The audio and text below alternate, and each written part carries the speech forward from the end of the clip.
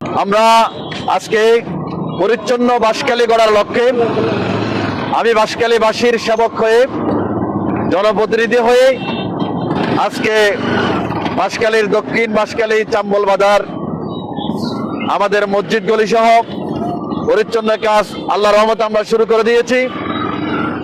মানবতার নেতৃত্ব আমিরে জামাত ডাক্তার শফিকুর রহমান সাহেবের নেতৃত্বে পরিচ্ছন্ন বাংলাদেশ গড়ার লক্ষ্যে জনপ্রতিনিধি মাননীয় সংসদ সদস্য স্ব এলাকায় ডেলি 1 থেকে 2 ঘন্টা পরিচ্ছন্নতার কাজ করবেন।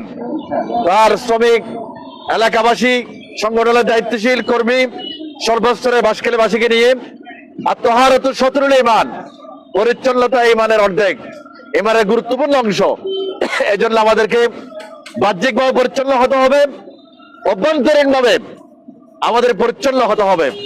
নতুবা সুন্দর বাংলাদেশ, নতুন বাংলাদেশ গড়া কখনো সম্ভবপর হবে না।